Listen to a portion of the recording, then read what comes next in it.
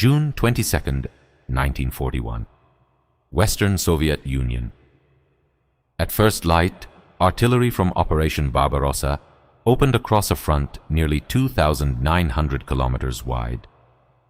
Under low cloud and drifting smoke, German formations advanced with precision. Airfields were struck in the opening hours, and Soviet aircraft were destroyed before they could take off. Others climbed into the air, only to be intercepted by faster, more experienced units flying the Messerschmitt Bf-109. Within days, the balance of the air had shifted. German reports described minimal resistance in many sectors. Soviet aviation appeared disorganized, fragmented, and unable to respond effectively. Columns of armor and transport pushed forward along narrow roads, stretching supply lines but maintaining momentum.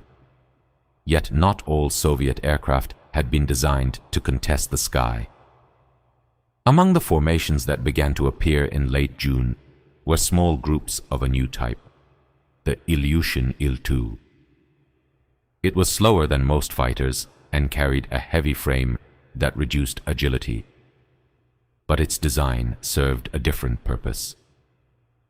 The engine and cockpit were enclosed within a continuous armored shell, thick enough to resist small arms fire and fragments from the ground.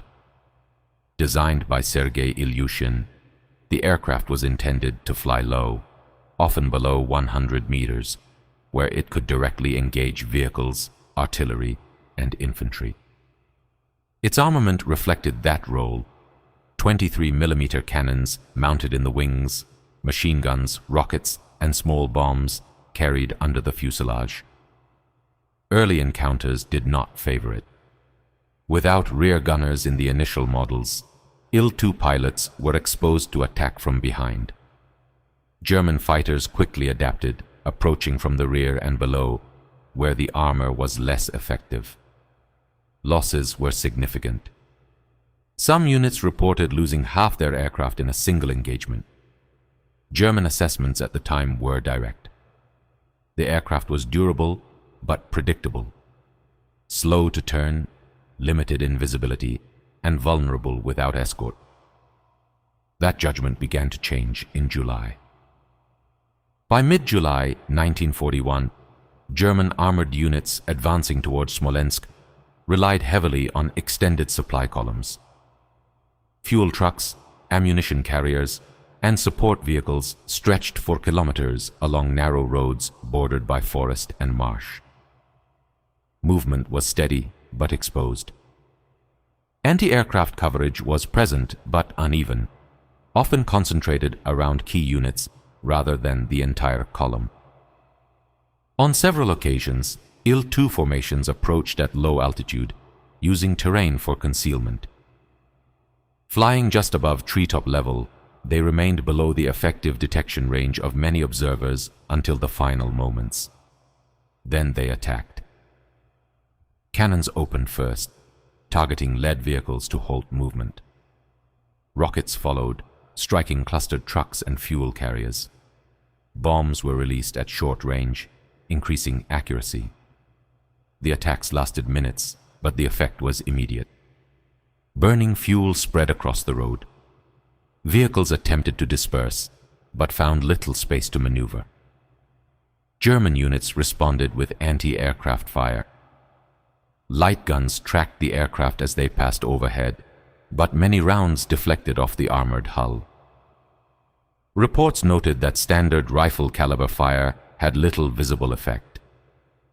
Pilots described hearing impacts against the fuselage, sharp metallic strikes that did not penetrate. In several documented cases, Il-2 aircraft returned to base with dozens, sometimes hundreds, of bullet marks across the armor plating. Maintenance crews counted impact points embedded in the metal, many clustered around the engine housing and cockpit. The aircraft could absorb damage that would have destroyed conventional designs. Despite these advantages, losses continued. Without fighter escort, Il-2 units remained vulnerable to interception. German pilots, adapted their approach, attacking in coordinated passes and focusing on weak points. Experience favored them, and in open airspace, they often prevailed. The Soviet response was gradual but effective. By late 1941, revised tactics emphasized coordination. Il-2 formations began operating with fighter cover, reducing exposure during approach and withdrawal. New variants introduced a rear gunner position, adding defensive firepower against pursuing aircraft. Production increased rapidly. Factories relocated east of the Ural Mountains continued output despite disruption. By early 1942, the number of operational Il-2 aircraft had grown significantly. Their role became more defined.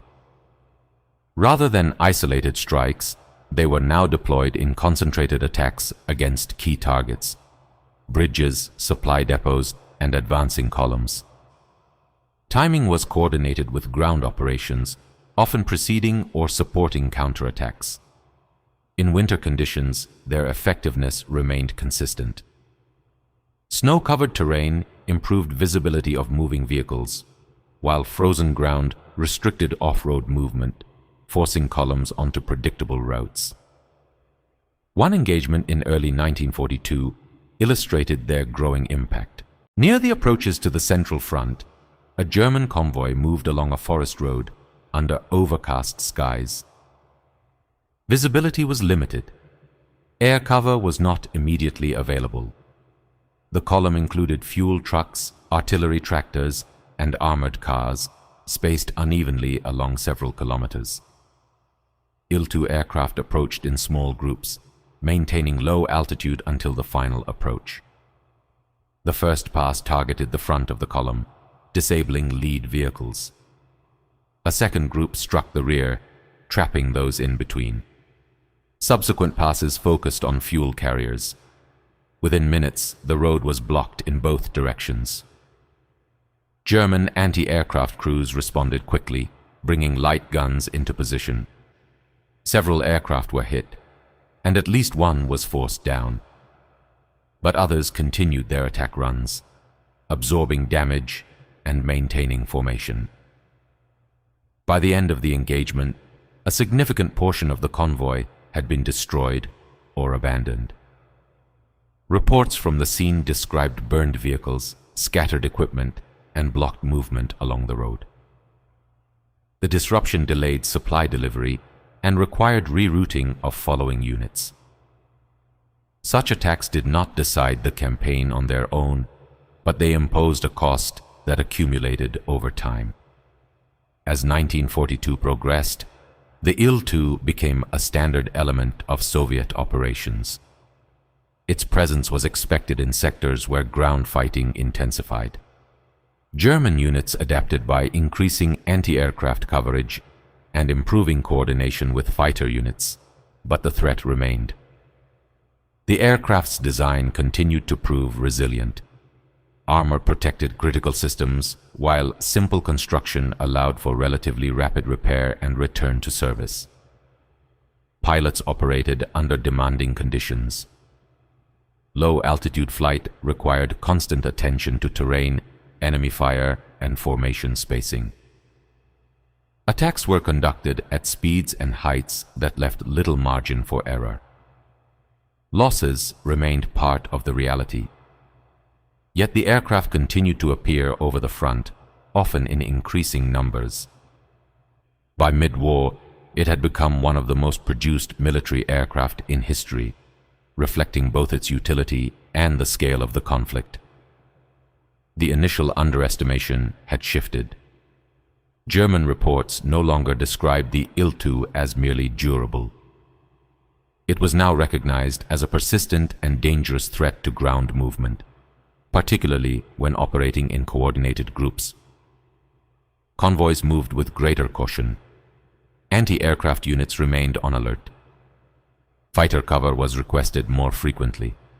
Even so, the aircraft continued to find opportunities: low clouds, terrain masking, gaps in coverage.